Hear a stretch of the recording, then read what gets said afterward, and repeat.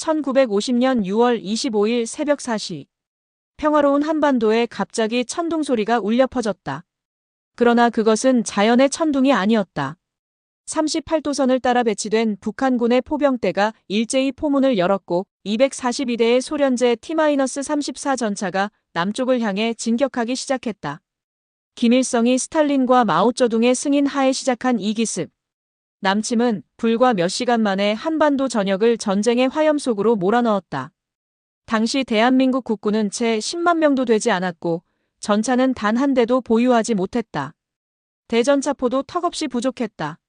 미군이 철수하면서 남겨둔 구식 소총과 탄약만으로 무장한 젊은 병사들은 강철, 괴물과도 같은 T-34 전차를 맨몸으로 막아야 했다. 라디오에서는 전 국민은 일어서라는 비통한 목소리가 끊임없이 울려 퍼졌다. 피난민들은 남쪽을 향해 걷기 시작했고 어머니들은 젖먹이를 업고 폭격을 피해 달렸다. 아버지들은 대나무 창과 일제시대의 낡은 총을 들고 마을을 지키려 했다. 서울은 불과 사흘 만에 함락되었다. 한강 다리는 피난민들로 가득 차 있었지만 북한군의 진격을 막기 위해 폭파되었다. 다리 위에 수백 명이 한강 물속으로 사라졌다. 생존자들은 평생 그 비명소리를 잊지 못했다. 정부는 부산으로 후퇴했고 국군은 낙동강까지 밀려났다. 대한민국의 영토는 한반도 최남단의 작은 방어선으로 축소되었다. 세계는 모두 한국의 패배를 기정사실로 받아들였다. 외신들은 며칠 내로 한반도 전체가 공산화될 것이라고 보도했다. 그러나 낙동강 방어선에서 기적이 일어났다. 학도병들이 총을 들었다. 18, 19살 소년들이 교복 대신 군복을 입고 전선으로 향했다. 그들 중 다수는 총을 쏴본 적도 없었다. 어떤 학생은 출격하기 전날 밤 일기장에 이렇게 썼다. 어머니, 아직 어머니의 품이 그립습니다. 하지만 나라가 사라지면 우리 가족도 사라집니다. 죄송합니다. 효도하지 못해서. 그 소녀는 다음날 전사했고 그의 일기장은 피로 얼룩진 채 발견되었다. 여성들도 전쟁에 참여했다. 간호장교들은 야전병원에서 하루 종일 부상병들을 치료했다. 마취제도 부족한 상황에서 절단 수술이 이루어졌고 병사들의 비명이 천막밖까지 들렸다. 어떤 간호사는 20살이었지만 하루에 수십 명의 팔다리를 절단하는 수술을 도왔다. 그녀는 훗날 인터뷰에서 나는 그때 이미 백발이 되었어야 했다고 말했다. 부녀자들은 집에서 주먹밥을 만들어 전선으로 날랐고 탄약과 식량을 등에 지고 산을 넘었다. 할머니들은 손주들 대신 젊은이들에게 먹을 것을 주었고 자신들은 풀뿌리를 씹었다. 낙동강 방어선은 88일간 버텼다. 전선의 어느 곳에서도 북한군은 더 이상 전진하지 못했다. 미군과 유엔군이 속속 도착했지만 가장 치열한 전투를 치른 것은 한국군이었다. 다부동 전투에서는 단 한 개 사단이 북한군 3개 사단의 공격을 막아냈다. 포항에서는 학도병들이 영일 비행장을 지키기 위해 목숨을 걸었다. 일주일간의 전투에서 학도병 769명 중 133명이 전사했다. 그들의 평균 나이는 17세였다. 이 작은 나라의 병사들과 국민들은 세계가 불가능하다고 말한 것을 가능하게 만들었다. 이 전쟁은 단순한 국지전이 아니었다. 자유진영과 공산진영, 냉전의 운명이 교차한 첫 번째 격전지였다. 그리고 그 한가운데 대한민국이 있었다. 1950년 9월 모든 전세가 분리했던 그 순간 한 남자가 대담한 계획을 제시했다. 더글러스 맥아더 장군. 그는 71세의 나이에도 불구하고 태평양 전쟁의 영웅답게 과감한 작전을 구상했다. 인천에 상륙하자. 그의 제안을 들은 미 합동참모본부의 장성들은 모두 고개를 저었다. 인천은 상륙작전을 하기에 최악의 장소였다. 조수간만의 차가 무려 9m에 달했다. 썰물 때는 광활한 갯벌이 드러났고 밀물 때는 빠른 물살이 좁은 해협을 가득 채웠다. 상륙할 수 있는 시간은 하루 중 단 몇 시간에 불과했다. 더 큰 문제는 지형이었다. 인천항은 좁은 해안선과 높은 방파제로 둘러싸여 있었다. 월미도라는 작은 섬이 항구 입구를 막고 있었고 그곳에는 북한군 포대가 배치되어 있었다. 2차 세계대전 당시 일본군조차 인천을 상륙지점으로 고려했다가 포기했을 정도였다. 미 해군 제독들은 이것은 자살 행위라고 반대했다. 성공 확률은 5000분의 1이라는 계산도 나왔다. 그러나 맥아더는 확신에 차 있었다. 바로 그렇기 때문에 성공할 수 있습니다. 적도 우리가 인천에 상륙하리라고는 꿈에도 생각하지 못할 것입니다. 메가더의 논리는 명확했다. 북한군의 보급선은 서울을 거쳐 남쪽으로 이어졌다. 인천에 상륙하여 서울을 탈환하면 낙동강 전선의 북한군 10만 명은 보급을 받지 못해 고립될 것이었다. 전쟁을 단번에 뒤집을 수 있는 역전의 기회였다. 하지만 실패한다면? 그는 대답했다. 실패는 없습니다. 이곳이 아니면 전쟁을 끝낼 수 없습니다. 작전명은 크로마이트로 정해졌다. 1950년 9월 15일 D-데이로 설정되었다. 참가 병력은 미 제10군단 7만 명, 그 중에는 한국 해병대도 포함되어 있었다. 한국 해병대는 1949년에 창설된 신생부대였지만 이미 통영상륙작전에서 혁혁한 전과를 올린 바 있었다. 평균 나이 23세의 젊은 해병들은 귀신 잡는 해병이라는 별명을 얻었다. 그들은 인천 상륙작전에서 가장 위험한 임무를 자원했다. 작전 이틀 전부터 유엔군의 함포 사격이 시작되었다. 순양함과 구축함들이 월미도를 향해 수천 발의 포탄을 쏟아부었다. 섬 전체가 불바다가 되었고 나무 한 그루 온전한 것이 없었다. 9월 15일 새벽 6시 33분 만조 시각에 맞춰 첫 번째 상륙정이 월미도 해안에 접근했다. 북한군의 포격이 시작되었다. 바다 위로 물기둥이 솟아올랐다. 상륙정 한 척이 직격탄을 맞고 폭발했다. 해병들이 불타는 바다로 떨어졌다. 그러나 상륙은 계속되었다. 미 해병 제5연대가 첫 파도로 상륙했고 오전 7시에는 월미도 정상에 성조기가 개양되었다. 월미도는 불과 45분 만에 점령되었다. 이제 진짜 인천 시가지로의 상륙이 남아있었다. 문제는 다음 만조 시각이 오후 5시 30분이라는 것이었다. 그 사이 10시간 동안 병력은 대기할 수밖에 없었다. 북한군에게 준비할 시간을 주는 셈이었다. 오후 5시 30분 두 번째 상륙이 시작되었다. 한국 해병대가 청색해안, 즉 인천시가지 중심부로 돌격했다. 그들이 탄 상륙 주정의 레스티는 높은 방파제에 사다리를 걸치고 병력을 투입해야 했다. 사다리를 오르는 해병들은 완전히 무방비 상태였다. 북한군의 기관총이 불을 뿜었다. 첫 번째 사다리를 오르던 해병들이 피를 흘리며 떨어졌다. 두 번째, 세 번째 해병이 그 위로 올라갔다. 누군가는 쓰러지고 누군가는 결국 방파제 위에 올라섰다. 가장 먼저 인천시가지에 깃발을 꽂은 것은 한국 해병대였다. 22세의 한 해병 소위가 태극기를 들고 방파제를 넘어 달렸다. 그의 뒤를 수십 명의 해병이 따랐다. 그들은 총알이 빗발치는 거리를 뚫고 시가전을 벌였다. 집집마다 숨어있는 북한군을 소탕해야 했다. 어떤 건물에서는 수류탄이 던져졌고 어떤 골목에서는 백병전이 벌어졌다. 한국 해병대원 한 명이 적진 한가운데 고립되었을 때 그는 수류탄을 모두 던지고 총검으로 싸우다 전사했다. 그의 시신 주변에는 북한군 9명이 쓰러져 있었다. 9월 16일 아침 인천은 완전히 유엔군의 수중에 들어왔다. 북한군은 예상치 못한 기습에 혼란에 빠졌다. 서울로 가는 길이 열렸다. 메가더는 상륙정에서 내려 갯벌을 밟으며 말했다. 우리는 해냈다. 그는 한국 해병대원들에게 경례를 보냈다. 전 세계 언론이 인천 상륙작전의 성공을 일면에 실었다. 역사상 가장 대담한 상륙작전, 20세기의 한니발, 메가더의 걸작이라는 찬사가 쏟아졌다. 그러나 전투는 이제 시작이었다. 서울 탈환 작전이 기다리고 있었다. 서울은 북한군이 3개월간 요새화한 도시였다. 남산, 북한산, 그리고 한강의 다리들이 모두 방어선으로 변해 있었다. 치열한 시가전 끝에 9월 28일 서울이 탈환되었다. 그날 오후 이승만 대통령이 중앙청에서 태극기 개양식을 거행했다. 많은 서울 시민들이 거리로 나와 눈물을 흘렸다. 석 달간의 공산 치하에서 수많은 사람들이 학살당했다. 서대문 형무소에서는 수천 구의 시신이 발견되었다. 인천 상륙작전의 성공으로 전세는 완전히 뒤집혔다.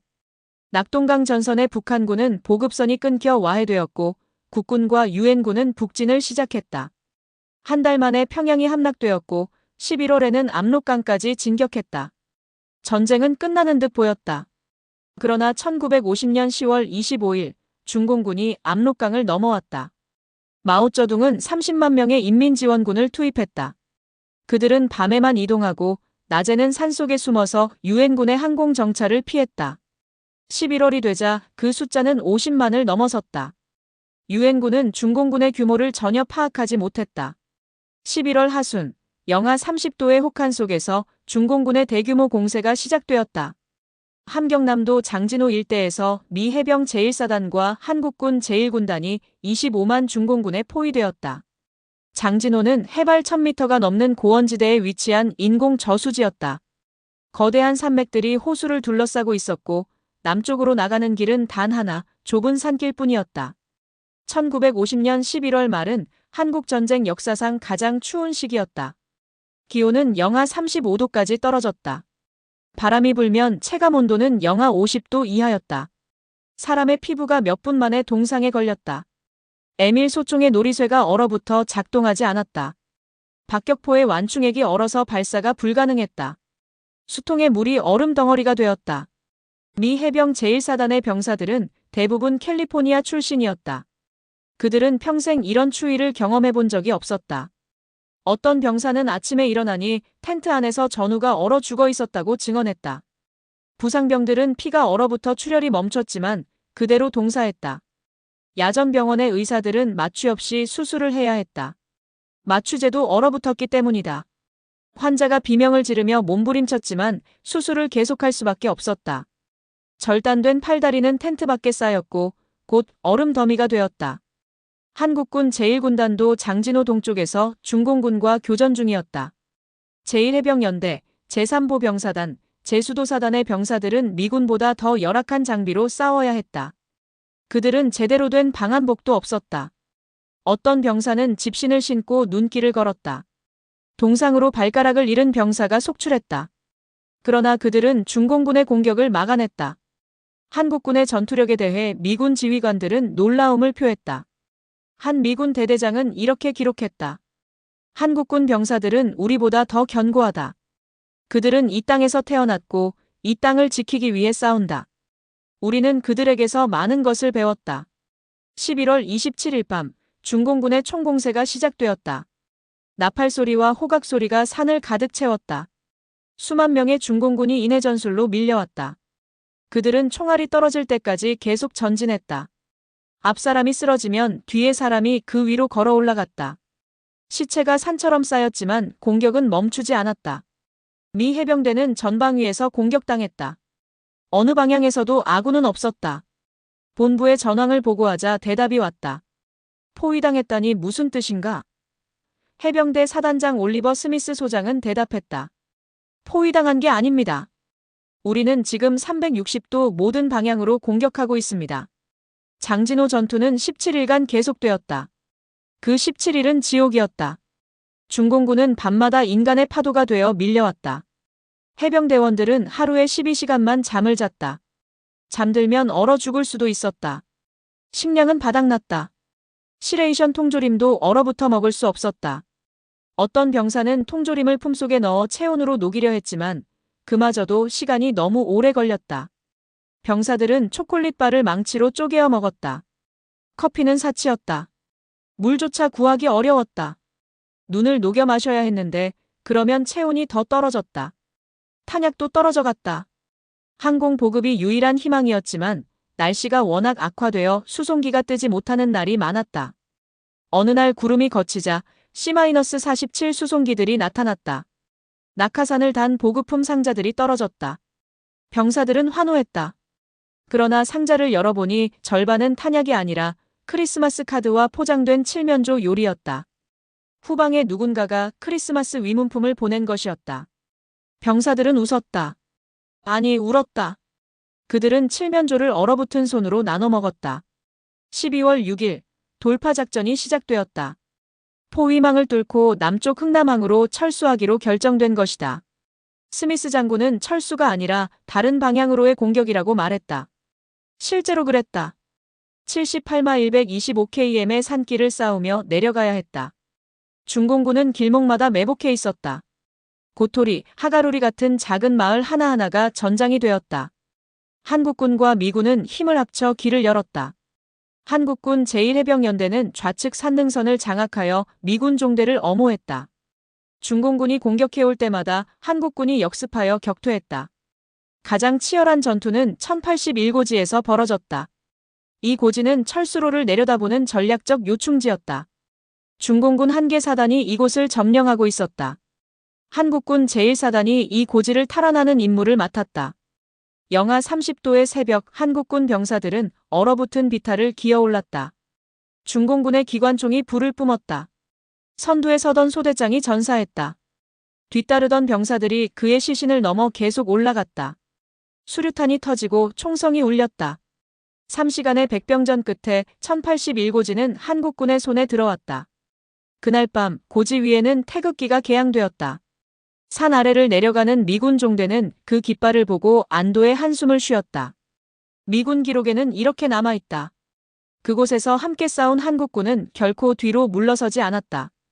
그들은 더 적은 장비로 더 열악한 조건에서 싸웠지만 그 누구보다 용감했다. 우리는 그들과 함께 싸운 것을 영광으로 생각한다. 12월 11일 마침내 장진호에서 탈출한 병력이 흥남항에 도착했다. 그러나 전투는 끝나지 않았다. 이제 철수작전이 시작되어야 했다. 문제는 흥남에 10만 명의 피난민이 모여 있다는 것이었다. 그들은 공산군이 다시 오면 학살당할 것을 알았다. 남편이 국군에 입대했거나 공산당에 협조하지 않았다는 이유로 보복당할 사람들이었다. 그들은 항구에 모여 매달렸다. 우리도 태워주십시오. 미 제10군단장 에드워드 아몬드 소장은 고민에 빠졌다. 군사장비와 병력을 먼저 실어야 했다. 시간이 촉박했다. 중공군이 곧 흥남에 도착할 것이었다. 그때 한 사람이 나섰다. 현봉학 대령, 한국군 제1군단 참모장이었다.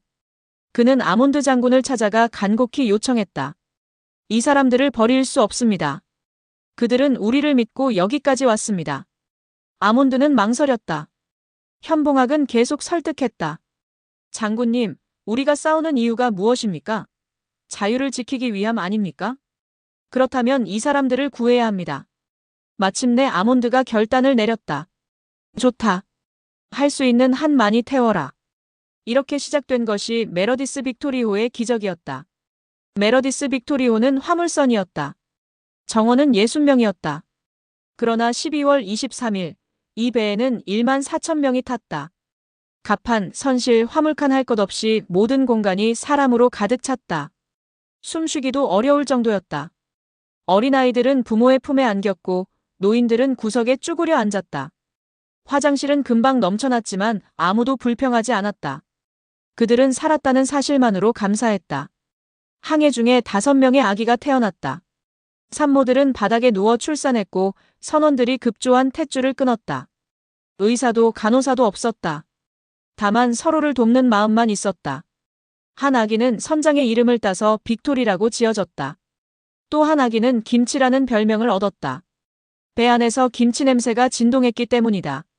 그럼에도 1만 4천 명 중 단 한 명도 죽지 않았다. 이것은 기적이었다. 흥남 철수작전으로 총 10만 5천 명의 피난민이 남쪽으로 갈 수 있었다.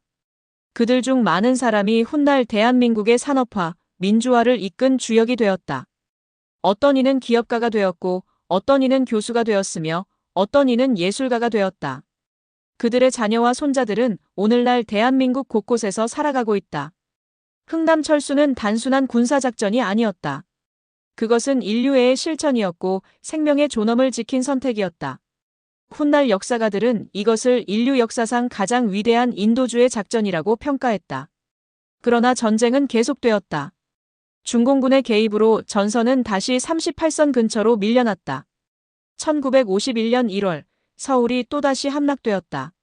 네 번째 서울 함락이었다. 국군과 유엔군은 1.4후퇴를 단행했다.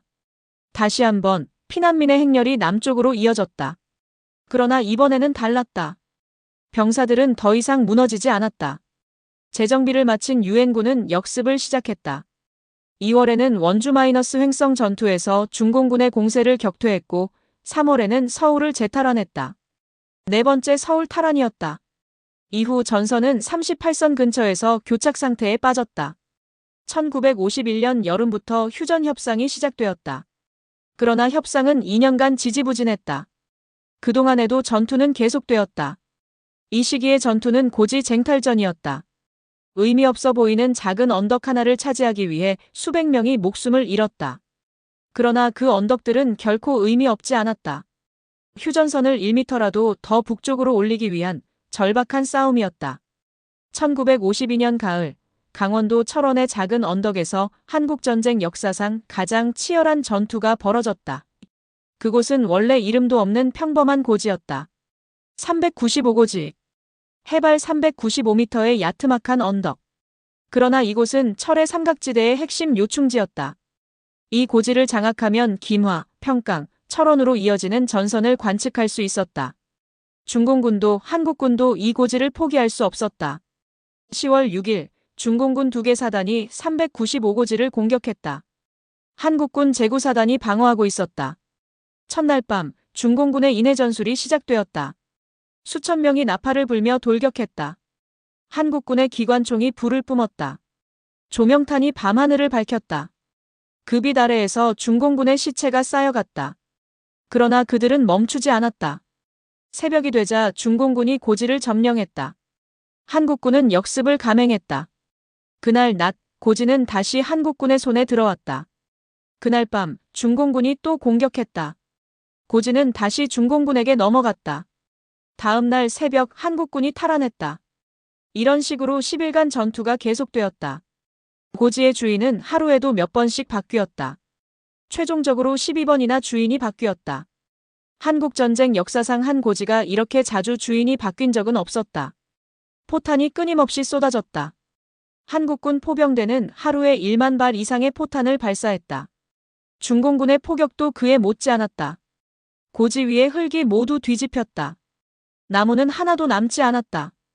바위마저 갈갈이 찢겼다. 병사들은 참호 속에서 살았다. 아니, 참호마저 계속 무너졌다. 포탄이 직격하면 참호가 무덤이 되었다. 어떤 소대는 전원이 참호 속에서 몰살당했다. 살아남은 병사들은 맨손으로 참호를 다시 팠다. 삽도 부족했다. 철모로 흙을 퍼냈다. 손이 피투성이가 되었지만 멈출 수 없었다. 참호가 없으면 곧바로 죽음이었다. 밥을 먹을 틈도 없었다. 주먹밥을 참호에서 급히 입에 넣었다. 물은 더 귀했다. 빗물을 받아 마셨다. 어떤 병사는 포탄 구덩이에 고인 물을 마셨다. 그 물에는 피가 섞여 있었지만 목이 너무 말랐다. 10월 12일 한국군 제구사단은 지원 병력을 투입했다. 제30연대가 증원되었다. 그들 중에는 갓 훈련을 마친 신병들도 있었다. 어떤 이병은 전선에 도착한 지 1시간 만에 전사했다. 그는 고향 어머니에게 보낼 편지를 품속에 지니고 있었다. 어머니, 곧 집에 가겠습니다. 그 편지는 결국 어머니에게 전달되지 못했다. 그의 시신조차 찾을 수 없었기 때문이다. 10일간의 전투에서 한국군은 3,500명의 사상자를 냈다. 중공군의 피해는 훨씬 더 컸다. 추정 1만 명 이상이 죽거나 다쳤다. 고지 위에는 시체가 산을 이루었다. 수습할 겨를이 없었다.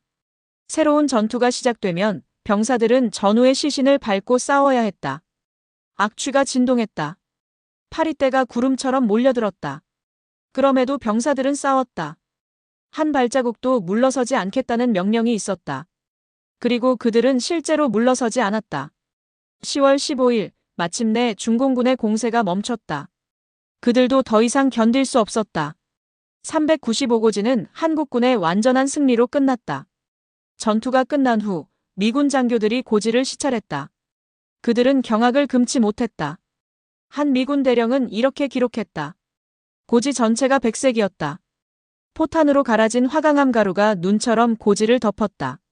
마치 백마가 누워있는 것 같았다. 이때부터 395고지는 백마고지라고 불리기 시작했다. 백마고지 전투는 한국군의 전투력을 세계에 각인시킨 사건이었다. 유엔군 사령부는 한국군의 용맹을 극찬했다. 미국 언론들도 대서특필했다. 한국군은 더 이상 약한 군대가 아니다. 그들은 세계에서 가장 용감한 전사들 중 하나다. 이러한 평가는 결코 과장이 아니었다. 백마고지의 병사들은 말 그대로 지옥을 견뎌냈다.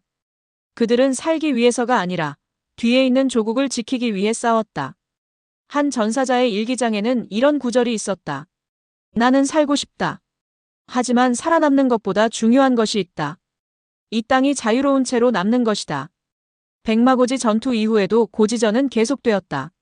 지역 능선 전투, 단장의 능선 전투, 펀치볼 전투, 저격 능선 전투, 삼각고지 전투, 그리고 정전 직전의 금성 전투까지.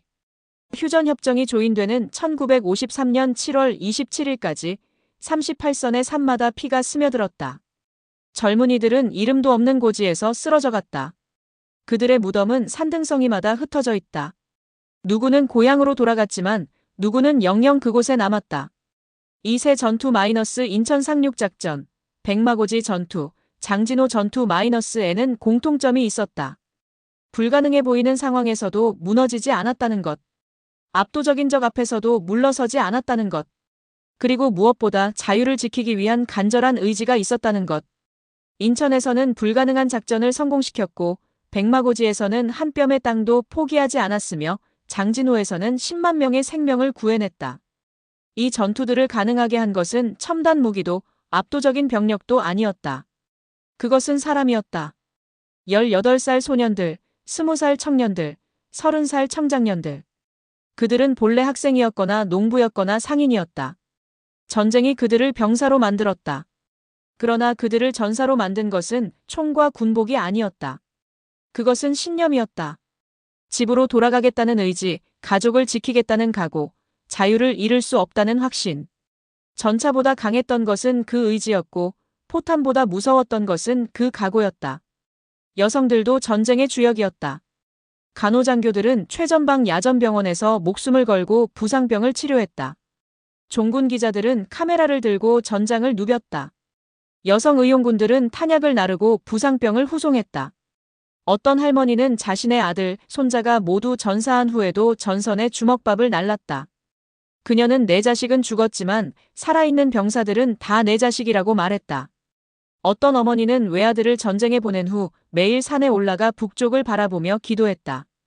그녀의 아들은 백마고지에서 전사했지만 그녀는 아들이 영웅이라고 믿었다. 후방에서도 전쟁은 계속되었다. 부산, 대구, 대전의 공장들은 24시간 가동되어 탄약을 생산했다. 여성 노동자들이 기계를 돌렸다. 수류탄 공장에서는 폭발 사고가 빈번했다. 어느 날 공장이 폭발하여 20명의 여성 노동자가 즉사했다. 그러나 다음 날 공장은 다시 가동되었다. 살아남은 노동자들이 자원했기 때문이다. 그들은 전선의 병사들이 더 위험하다고 말했다. 농민들도 전쟁에 참여했다. 수확한 곡식을 군에 기부했다. 어떤 마을은 쌀 전체를 군에 바쳤다. 마을 사람들은 보리와 풀뿌리로 연명했다. 어떤 노인은 소를 팔아 그 돈으로 총알을 샀다. 그 소는 3대째 키워온 집안의 가보였지만 그는 나라가 없으면 소도 소용없다고 말했다. 청년들은 자원 입대했다. 모집 공고가 나오면 수백 명이 몰려들었다. 정원이 100명인데 500명이 지원하는 일이 허다했다. 이 모든 것들이 기적을 만들었다. 인천의 기적, 백마의 기적, 장진호의 기적. 그러나 진짜 기적은 전투 자체가 아니라 그 전투를 가능하게 만든 사람들의 마음이었다. 절망 속에서도 희망을 잃지 않은 마음, 죽음 앞에서도 물러서지 않은 용기, 고통 속에서도 서로를 돌본 인류의 그것이 진정한 기적이었다. 1953년 7월 27일 판문점에서 휴전협정이 조인되었다. 3년 1개월 2일간의 전쟁이 끝났다. 아니, 멈췄다. 전쟁은 끝나지 않았다. 휴전일 뿐이었다. 그러나 총성은 멈췄고 병사들은 집으로 돌아갈 수 있었다. 살아남은 자들은 돌아왔지만 돌아오지 못한 자들도 많았다. 전쟁으로 인한 사망자는 군인 13만 7천 명, 민간인 37만 3천 명, 부상자는 45만 명, 행방불명자는 10만 명, 이산가족은 1천만 명. 한반도는 폐허가 되었다. 그러나 폐허 위에서 새로운 나라가 시작되었다. 전쟁을 겪은 세대는 악착같이 일했다. 그들은 다시는 배고프지 않겠다고, 다시는 약한 나라로 살지 않겠다고 맹세했다. 1960년대 한국은 세계 최빈국 중 하나였다. 1인당 국민소득이 100달러도 되지 않았다. 그러나 2020년대 한국은 세계 10위권의 경제대국이 되었다. 1인당 국민소득 3만 달러를 넘어섰다. 반도체, 자동차, 스마트폰, K-파프 드라마, 영화. 한국은 세계를 놀라게 했다.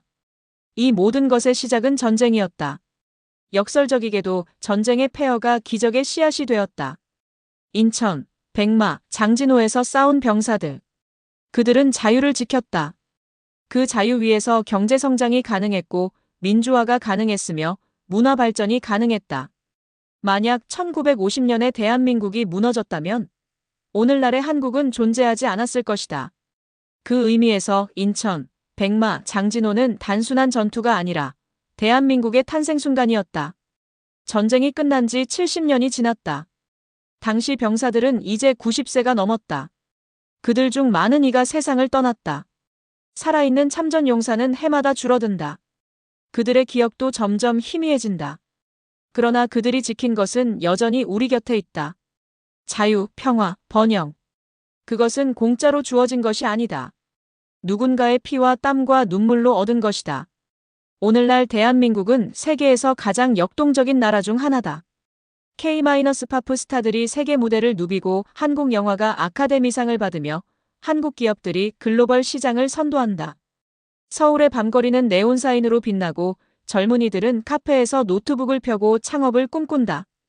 이 모든 것이 가능한 이유는 70년 전 그 작은 나라가 무너지지 않았기 때문이다.